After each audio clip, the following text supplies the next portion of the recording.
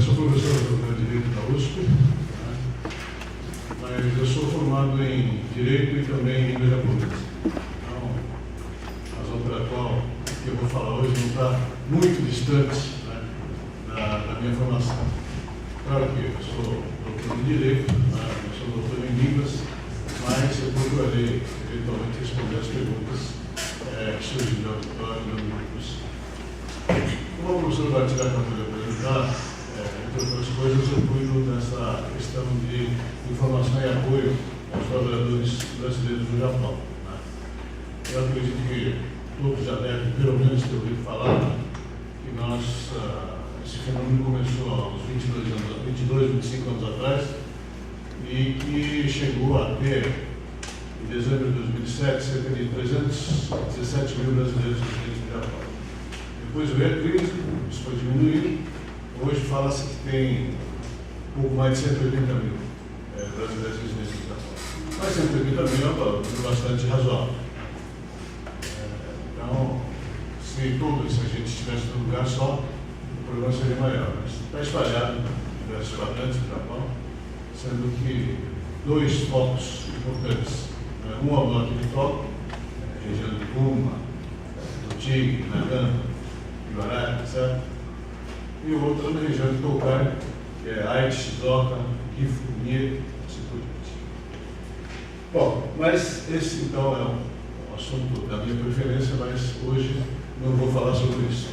Eu vou falar sobre a história do Japão, mas a história do Japão, claro, é longa, né?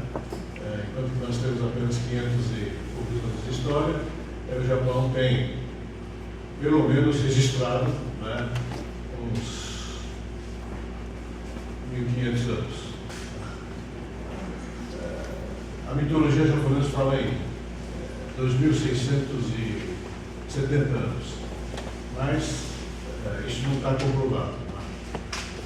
Há quem diga que devemos respeitar, né, essa origem do Japão, mas o fato histórico não comprova isso.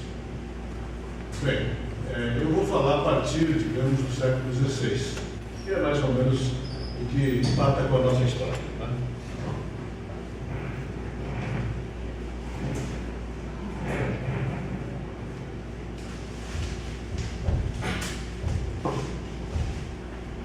Bom, a partir do século XII, né?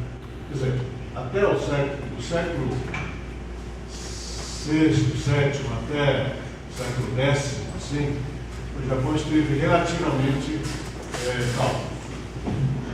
Mas a partir do século XI, assim, século XII, começa assim a intriga entre os senhores feudais. Até o século X era mais ou menos a corte imperial que reinava no Japão, né?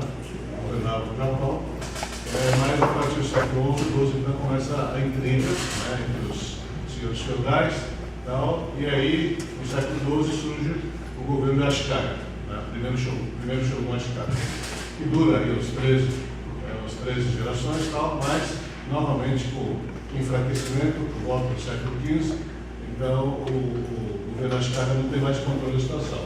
Aí começa a surgir diversos senhores feudais, tá?